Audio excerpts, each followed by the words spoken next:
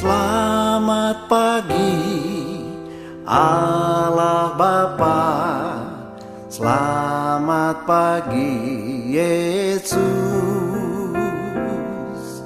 selamat pagi Roh Kudus, selamat pagi Tuhan. Terima kasih buat cintamu membangunkan aku. Hari baru kau berikan, terima kasih Tuhan. Saat ku terjaga, malam telah berlalu. Hari baru menjelma, fajar hidup mereka. Oh betapa besarnya rahmat-Mu ya Tuhanku, selalu baru setiap pagi. Indahnya burung berkicau bernyanyi, memuji Sang Pemberi. Hatiku bersyukur, jiwaku memuji Yesusku, semua karena kasih-Mu.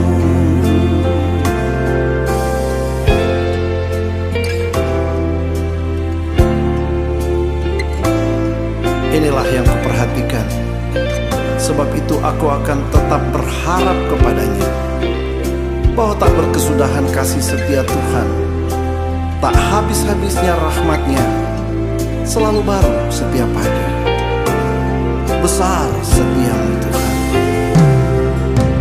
Terima kasih buat cinta-Mu membangunkan aku.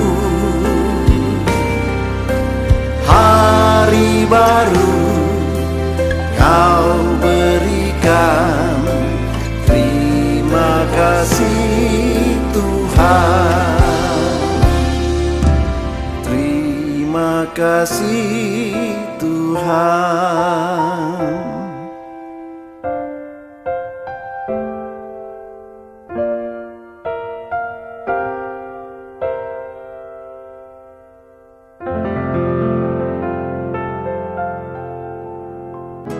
Puji Tuhan, Bapa di surga, kami sungguh bersyukur bahwa kuasa-Mu tidak berubah, kesanggupan-Mu tidak berubah, kasih-Mu atas kami tidak berubah. Tuhan, terima kasih, sekalipun lockdown diperpanjang, tetapi kami percaya Tuhan sedang look down dari sorga dan mata-Mu menjelajahi bumi untuk mencari orang-orang yang berkenan kepadamu, untuk memberikan kekuatan kepada mereka. Itulah firman-Mu dan kami percaya Tuhan Yesus, Engkau juga sedang melihat kami di Morning Blessing ini, dimanapun kami berada, di YouTube maupun yang sedang mengikuti di Zoom ini. Dan Engkau lihatlah kami semuanya, kami terbuka di hadapan-Mu Tuhan. Kami mengasihi Engkau, kami mengasihi firman-Mu. Sebab itu limpahkanlah kiranya kekuatan-Mu kepada setiap kami, supaya kami tetap sanggup terus berjalan melalui segala badai yang sedang melanda dunia ini Tuhan. Dan kekuatan kami adalah dalam firman Tuhan. Sebab itu Tuhan Yesus, kami membuka hati kami saat ini. Berbicaralah ya Bapa, berkati setiap yang mendengarkannya, dan biarlah setiap firman-Mu akan memberikan kami kekuatan yang baru. Di dalam nama Tuhan Yesus kami berdoa. Haleluya, amin, amin, amin. Shalom my family, semuanya sehat walafiat, puji Tuhan. Mari kita buka 1 Korintus pasal 2, kita membaca ayat 9 dan ayat yang ke-10. 1 Korintus pasal 2 dari God's Map saudara, kita baca ayat 9 dan ayat yang ke-10. Demikian firman Tuhan. Tetapi seperti ada tertulis, apa yang tidak pernah dilihat oleh mata, dan tidak pernah didengar oleh telinga, dan yang tidak pernah timbul di dalam hati manusia. Semua itu yang disediakan Allah untuk mereka yang mengasihi Dia. Katakan amin. Dan dilanjutkan di ayat yang ke-10, karena kepada kita Allah telah menyatakannya oleh Roh. Sebab Roh menyelidiki segala sesuatu, bahkan hal-hal yang tersembunyi, all the mystery, semua misteri yang ada dalam diri Allah tentang Anda dan tentang saya. Wow, puji Tuhan. Nah saudara, tidak ada satu manusia pun yang bisa memastikan masa depan dirinya dan masa depan orang lain, nggak ada. Yang ada biasanya saling menghakimi berdasarkan apa yang mereka lihat atau apa yang Anda lihat kelihatan hari ini. Nah saudara, tapi ayat tadi itu kalau saudara perhatikan itu akan membatalkan semua pendapat manusia termasuk pendapatmu sendiri mengenai apa yang sedang engkau jalani dalam hidupmu hari ini.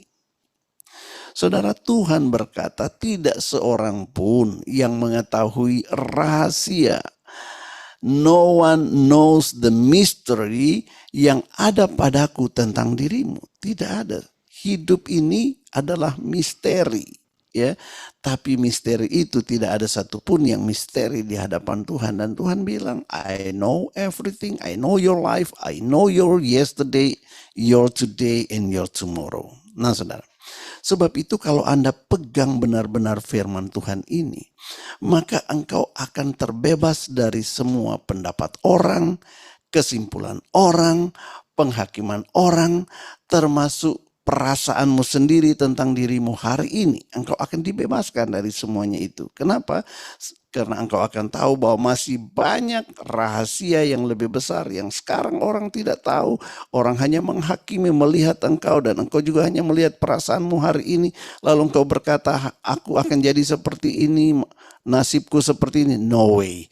Saudara, Alkitab dengan jelas berkata, tidak seorang pun yang tahu. Nah, dengar apa katanya? Apa yang tidak pernah dilihat mata, apa yang tidak pernah didengar oleh telinga, artinya tidak didasarkan kepada masa lalu, tidak didasarkan dari pengalaman saudara. Lalu dilanjutkan, tidak pernah timbul dalam hati manusia. Tahu nggak artinya apa? Artinya Anda nggak pernah kepikir deh. Nggak kepikir. Kita biasanya memikirkan, merencanakan masa depan. Tapi tahu, ada hal-hal yang engkau nggak kepikir. Apa yang Tuhan sudah rencanakan buat Anda. Beyond comprehension. Itu kalau bahasa Bataknya, bahasa Karonya begitu, bilang begitu ya. Beyond comprehension. Tidak kepikir apa yang Tuhan sudah sediakan buat saudara. Nah saudara, apapun keadaannya. Nah saudara, Alkitab berkata, yang tahu siapa dirimu sesungguhnya dan apa yang Bapa sudah sediakan bagimu di depan ini, itu hanya satu pribadi namanya Roh Kudus. Katakan Roh Kudus. Nah, hal ini menunjukkan kepada kita betapa pentingnya kita itu setiap hari bergaul akrab dengan Roh Kudus, berjalan bersama-sama dengan Roh Kudus. Sebab saudara, Dia tidak ingin merahasiakan semua itu kepadamu. Dia ingin agar engkau juga diberitahu oleh Roh Kudus tentang apa yang ada di dalam rencana Tuhan buat saudara. Supaya apa?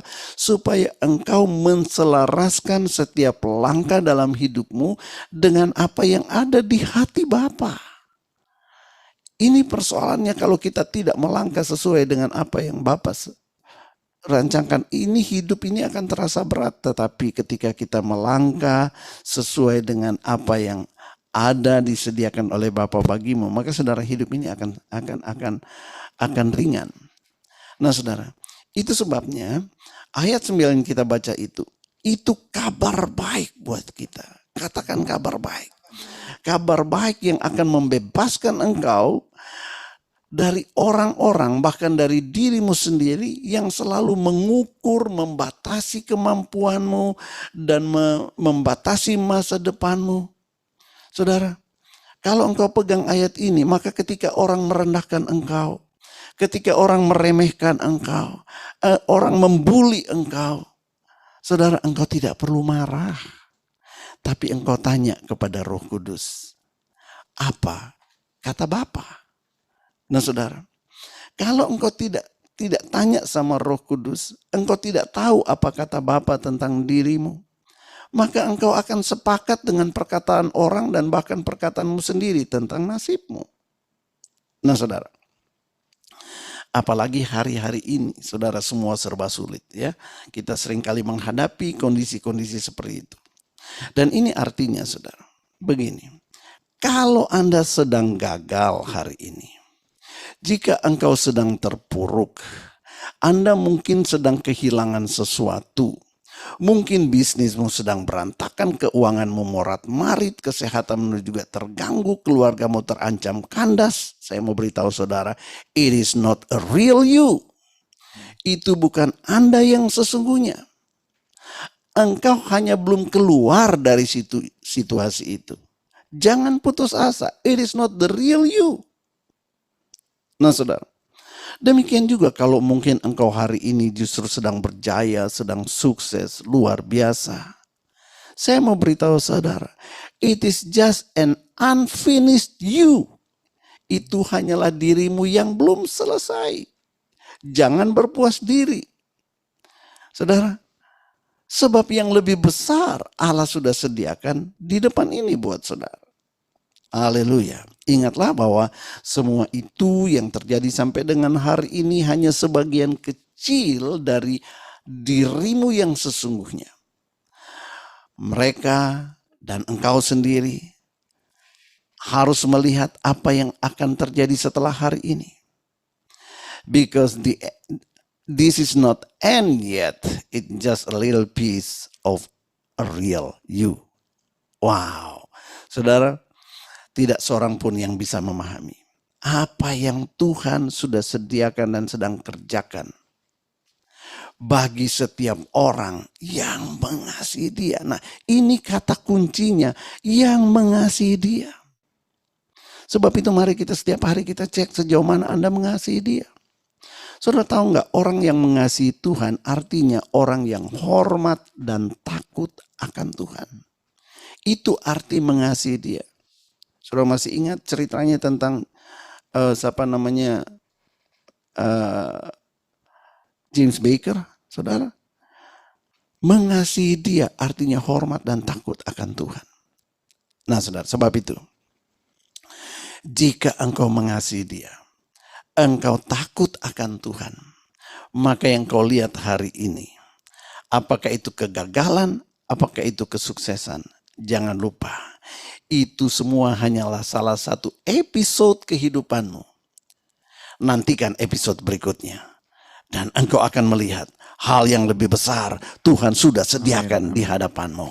Katakan amin. Yes. Haleluya. Sebab itu tetaplah mengasihi Tuhan ya. Tetaplah hormat dan takut akan Tuhan. Apapun yang sedang kau hadapi hari ini, tetaplah mengasihi Tuhan. Supaya apa? Supaya jikalau hari ini engkau sedang gagal, tetaplah mengasihi Tuhan, tetaplah takut akan Tuhan. Maka engkau pasti akan menjadi orang yang mantan gagal. Anda menjadi mantan gagal atau mantan sukses? Nah saudara, sebaliknya jangan iri kalau engkau melihat orang-orang yang tidak takut Tuhan, tapi kok kayaknya hidupnya berjaya luar biasa. Saudara, nantikan episode berikutnya. Di akhir hidupnya biasanya dia akan dikenal sebagai seorang yang mantan sukses. Anda mau yang mana? Berapa banyak yang mau yang kedua? Yang mau yang pertama? Mantan gagal? Siapa yang menjadi mantan gagal? Saya mau beritahu saudara, itu yang ada di hati Bapa untuk kamu. Katakan amin. Amin. Nah saudara, tetapi ada yang ketiga. Di bawah ini saya mau menceritakan satu cerita tentang seorang yang bukan orang gagal, dia juga bukan orang sukses, dia bukan mantan gagal, dia bukan mantan sukses, tetapi dia seorang yang berhasil hidup. Beda. Berhasil hidup. Nah saudara, baru-baru ini saya membaca sebuah tulisan ya yang diposting oleh salah satu majalah berita oleh seorang anggota DPR RI, namanya Ibu Indah Kurnia. Mungkin Anda juga sempat membacanya. Dia menyaksikan tentang seorang pengusaha sukses di Surabaya, namanya Pak Budi Santoso. Seorang konglomerat, dia memiliki banyak sekali perusahaan, terutama perusahaan alat-alat pertanian terbesar di Indonesia itu milik dia. Dan banyak lagi usahanya. Dan nama Pak Budi Santoso ini termasuk dalam deretan 100 orang terkaya Indonesia menurut Forbes Magazine. Nah saudara, beberapa hari yang lalu dia terpapar COVID-19. Dan dia meninggal dunia dalam usia 73 tahun. Kenapa? Karena dia terlambat mendapatkan pertolongan medis di Surabaya. Tentu bukan karena dia tidak punya uang, saudara, melainkan karena memang sulitnya mendapatkan ruangan di rumah sakit. Dia pindah ke beberapa rumah sakit, cari tidak dapat ruangan, dan akhirnya terlambat, dia meninggal dunia. Nah saudara, semasa hidupnya, beliau ternyata adalah bukan cuma seorang pengusaha sukses, tapi juga seorang pegiat sosial yang luar biasa. Dan dia seringkali turun sendiri ke lapangan ketika mendatangi orang-orang susah, memberikan bantuan dan sebagainya, tentu saja bersama dengan tim. Tetapi saudara, tidak banyak diekspos oleh media. Bahkan dalam kegiatan sosial itu, dia seringkali membaur dengan masyarakat di bawah. Dia rela duduk di trotoar, makan nasi bungkus bersama orang lain, tidak kelihatan seperti bos besar. Sebab itu saudara, Pak Budi ini dikenal oleh masyarakat Surabaya, Jawa Timur ya, terutama Surabaya, dan terutama lagi karyawannya sendiri. Dia dikenal sebagai seorang yang sangat murah hati dan sangat rendah hati. Nah saudara, Ibu Indah Kurnia ini seorang yang sangat kenal dengan almarhum. Dia berkisah begini, saat pertama kali dia kenal Pak Budi Santoso, itu beberapa tahun silam, mungkin sekitar 20 tahun silam ya. Ketika itu Ibu Indah masih menjabat sebagai Kepala Bank Sentral Asia BCA di kota kecil namanya Krian. Kota Krian itu letaknya kira-kira di antara di dekat Surabaya lah ya. Waktu itu Ibu Indah sedang mencari nasabah, lalu dia datang ke satu kawasan industri, Rio Rejo namanya. Nah, dia mendatangi satu persatu pabrik-pabrik di kawasan itu. Nah, ketika dia masuk ke dalam salah satu pabrik yang ternyata milik almarhum, yaitu PT Agrindo, dia kaget melihat di situ ada satu gedung kecil, gedung gereja kecil ya. Dan dia tanya sama staf yang dia temui, itu apa? Itu gereja ya? Dia katakan, oh iya Bu. Lalu siapa pendeta yang memimpin di kebaktian ini? Oh, kebaktian ini setiap hari Selasa, dan yang memimpin, yang khotbah di sini selalu Pak Budi Santoso sendiri. Dia yang selalu melayani, dan dialah bos perusahaan ini. Nah saudara, Ibu Indah pun kemudian minta izin, boleh nggak kalau hari Selasa aku datang ikut kebaktian di tempat ini? Oh, dengan senang hati, pasti Pak Budi akan senang sekali. Nah saudara, Maka hari Selasa berikutnya dia datang, dia hadir di kebaktian itu di pabrik itu. Nah saudara, disitulah dia berkenalan dengan bos besar itu. Lalu karena Ibu Indah ini biasa nyanyi di gerejanya lagu-lagu rohani, dia minta izin untuk nyanyi dan kemudian ternyata semua jemaat yang hadir, ya termasuk almarhum juga senang sekali. Dan sejak hari itulah Ibu Indah itu banyak mendapat dukungan, nasihat, support, bahkan sampai dia menjadi anggota DPR RI sejak tahun 2009 sampai sekarang itu selalu disupport, dapatkan nasihat-nasihat. Dan saudara, apa yang saya tarik dari kisah ini? Ternyata Pak Budi Santoso ini adalah orang yang berhasil hidup.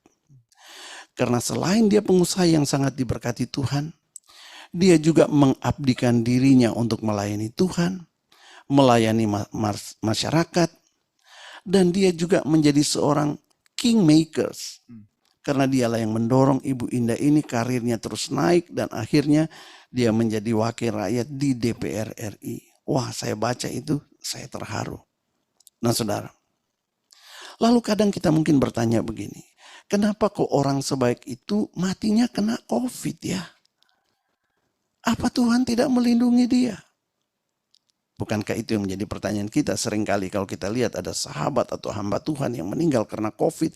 Biasanya kita bertanya-tanya begitu, hei jangan jatuhkan penghukuman atau penghakiman terhadap seseorang. Karena bukan cara mati seseorang yang menentukan, melainkan cara dia hidup. Cara mati itu hanyalah sebuah sarana untuk menutup lembaran terakhir di dunia yang sementara ini. Sementara cara hidup kita adalah sebuah benih untuk memulai lembaran baru di dalam kekekalan. Renungkan itu baik-baik. Itu sebabnya saudara. Kita harus selalu ingat ada dua hal ini. Yang pertama, life is not a game, but a responsibility. Hidup ini bukan sebuah permainan, melainkan sebuah tanggung jawab. Sebab itu jangan permainkan hidupmu ini. Hidup ini cuma sementara. Dan berhentilah mempermain-mainkan berkat Tuhan kepadamu.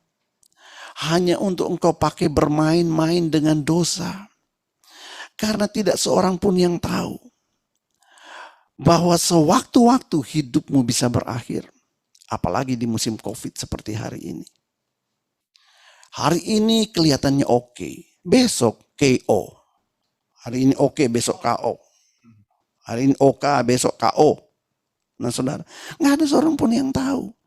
Coba Anda lihat, hampir setiap beberapa hari sekali ada WA yang masuk orang-orang yang kita kenal. Tiba-tiba dipanggil Tuhan pulang.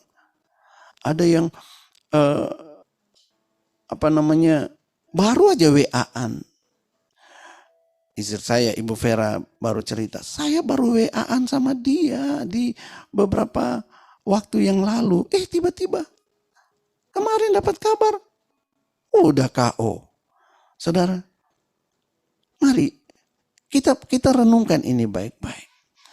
Keadaan hari-hari ini mengingatkan kita untuk hidup waspada.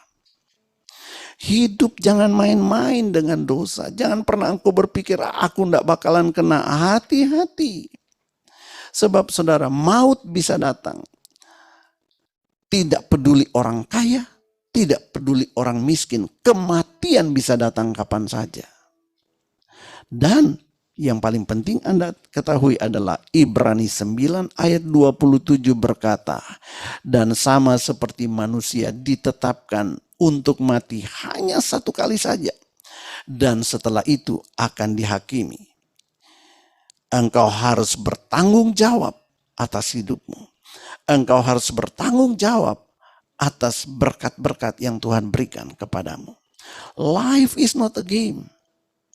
Life is a responsibility. Life ini 70-80 tahun. Selebihnya adalah penderitaan, kata firman Tuhan. Tetapi kehidupan di seberang kematian itu kekal selama-lamanya. Nah bayangkan 70-80 tahun ini apa yang sudah engkau persiapkan untuk memulai lembaran baru ke depan ketika Tuhan panggil kita pulang. Saya ingin ingatkan kita semuanya, life is too short. Hidup ini terlalu pendek. Apa yang engkau isi dengan hidup ini? Tuhan punya banyak rencana dalam hidup saudara. Dia sudah menyiapkan banyak hal buat saudara. Tapi jangan engkau salah gunakan semuanya itu. Karena setiap yang Tuhan berikan kepadamu, termasuk nafasmu, engkau harus bertanggung jawab kepadanya. Hal yang kedua yang harus kita ingat. Life doesn't come by coincidence. Life was created for a divine purpose. Hidup ini bukan terjadi secara kebetulan, melainkan diciptakan untuk sebuah tujuan, yaitu tujuan Allah sendiri. Sebab itu, engkau harus temukan semua yang disediakan Allah, yang direncanakan Allah bagi saudara. Dan caranya cuma satu. Kasihi dia dengan segenap hatimu. Saudara, Matius 22 ayat 37 sampai 40 berkata begini. Kasihilah Tuhan Allahmu dengan segenap hatimu, dengan segenap jiwamu, dan dengan segenap akal budimu. Saudara, standarnya di sini adalah mengasihi Tuhan secara totalitas. Totally love Him. Bukan hanya mengasihi dia hari-hari tertentu, jam-jam tertentu. Tapi setelah itu engkau tidak mengasihi dia, engkau tidak takut akan dia. Saudara, kasihilah Tuhan Allahmu dengan sepenuh hati, dengan sepenuh jiwa, dengan segenap akal budimu. Lalu ayat 38 berkata, itulah hukum yang terutama dan yang pertama. Nah, tidak hanya di situ, ada hukum yang kedua yang sama dengan itu. Apa itu? Kasihilah sesamamu manusia seperti dirimu sendiri. Nah, saudara, mulai dari orang yang terdekat dengan engkau, keluargamu, suamimu, istrimu, anak-anakmu, lalu keluar, kasihi mereka. Standarnya jelas, seperti engkau mengasihi dirimu sendiri. Maka kalau engkau mengasihi dirimu sendiri, tidak mungkin engkau aniaya dirimu kan? Tidak mungkin. Nah saudara, Anda boleh berkata, aku mengasihi Tuhan, aku mengasihi engkau. Tetapi kalau engkau sendiri menganiaya orang lain, sebenarnya engkau sedang menganiaya dirimu sendiri. Dengar baik, Tuhan bilang ayat ini, standarnya adalah seperti dirimu sendiri. Artinya apa yang kau lakukan sama orang lain sebenarnya engkau sedang lakukan bagi dirimu sendiri. Ketika engkau memberkati orang lain, engkau sedang memberkati dirimu sendiri. Tapi ketika engkau susahkan orang lain, engkau sedang menyusahkan dirimu sendiri. Ingat itu. Ayat 40 berkata, pada kedua hukum inilah tergantung seluruh hukum Taurat dan kitab para nabi. Life is not a game. Life is responsibility.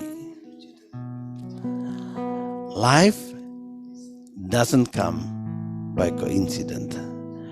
That life is designed for a purpose of the Almighty God. Jalani hidup Anda. Tetaplah mengasihi Tuhan. Bergaul karib dengan Roh Kudus. Ketika orang menghakimi engkau, ketika perasaanmu sendiri menghakimi engkau, tanya sama Roh Kudus, Roh Kudus, apa katamu? Hanya kalau engkau bisa mendengar suara Roh Kudus, maka semua perasaan dan perkataan orang itu engkau bisa abaikan. Atau engkau pilih, mau percaya perkataan Roh Kudus, atau engkau mau percaya perasaanmu sendiri dan perkataan orang lain. Haleluya, life is too short. Mari saudara, hidup ini sangat singkat. Mari kita gunakan hari-hari ini sesuai dengan God's map setiap hari. Tundukkan kepala.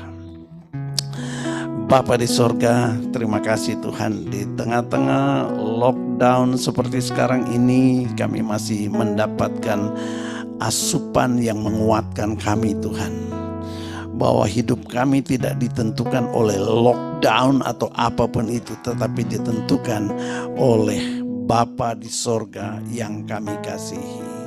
Hari ini Engkau mengajarkan kami untuk di dalam segala situasi kami tetap mengasihi Tuhan. Kami tetap mengasihi Engkau Tuhan, takut akan Engkau, menghormati nama-Mu. Dan hari ini Engkau juga terus berkata kepada kami, ada hukum yang kedua, bahwa kalau kami takut akan Tuhan, kalau kami mengasihi Tuhan sungguh-sungguh, maka ada tanggung jawab dalam hidup ini, yaitu untuk berbuat kasih kepada sesama manusia seperti diri kami sendiri.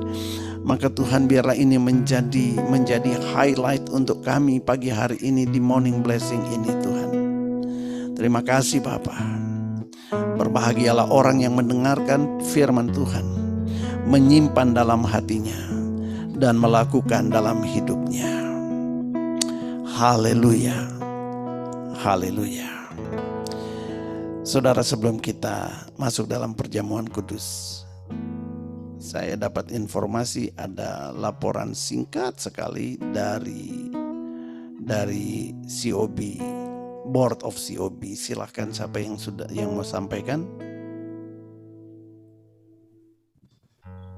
Baik, shalom Bapak Ibu saudara kasih Tuhan. Seperti yang pernah kita sampaikan, kita akan mendengarkan update laporan dari COB yang akan diwakili oleh Bapak Simon Sutrisno. Kepada perwakilan COB, Board of COB, Pak Simon, kami persilahkan.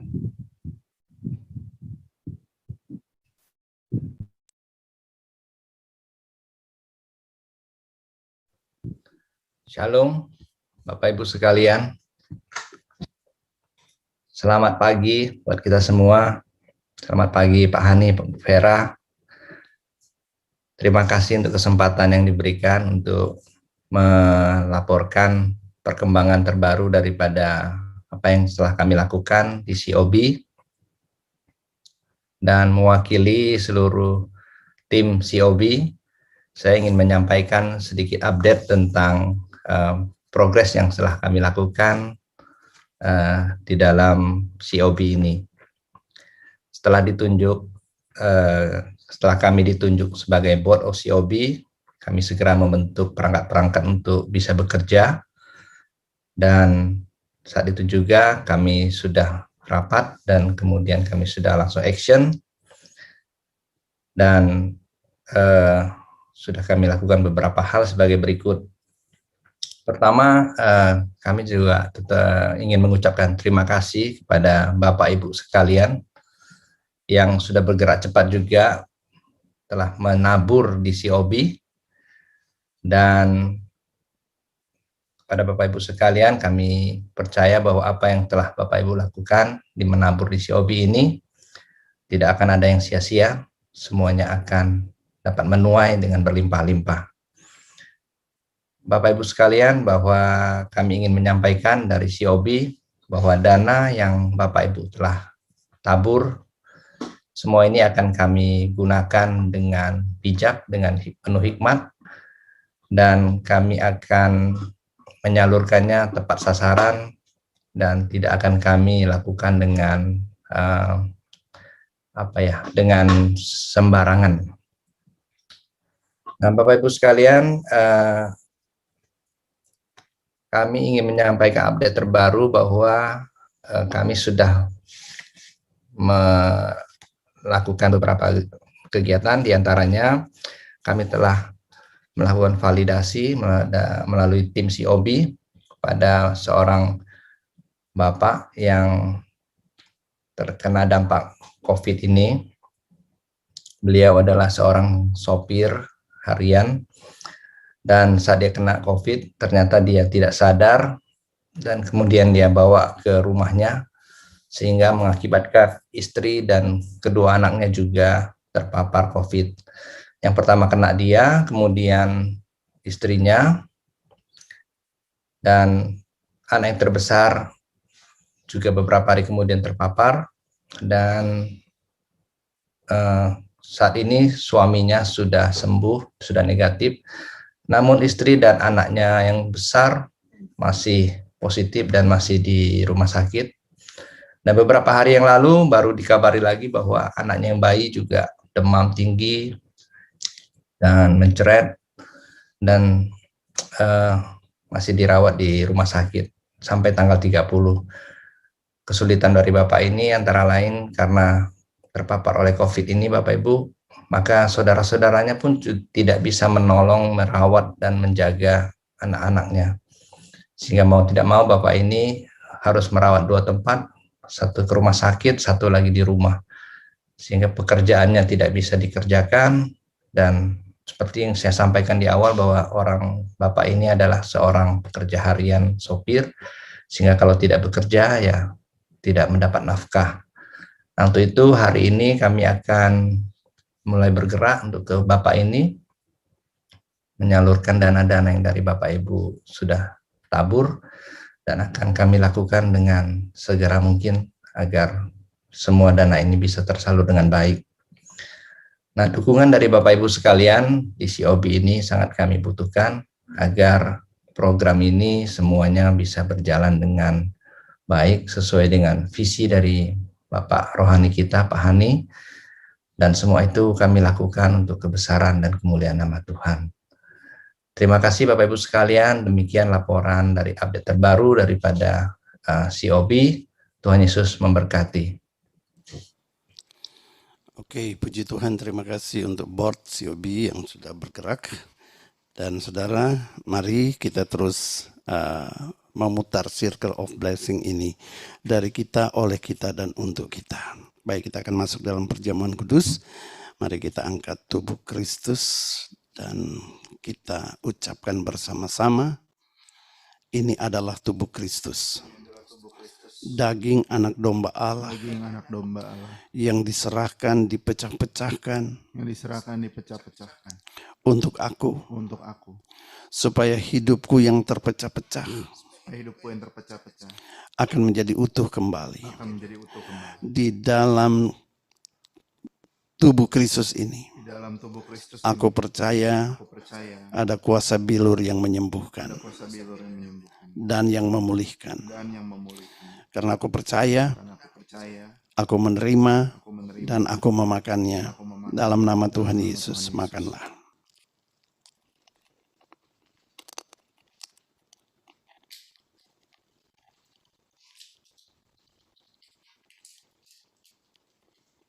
Mari angkat cawan. Katakan, inilah darah Kristus. Darah anak domba Allah. Yang dicurahkan untuk membasuh segala pelanggaranku. Aku percaya di dalamnya ada kuasa, ada pengampunan dosa, ada perlindungan, ada keluputan. Karena aku percaya, maka aku terima kuasa itu dan aku meminum dalam nama Tuhan Yesus. Minumlah.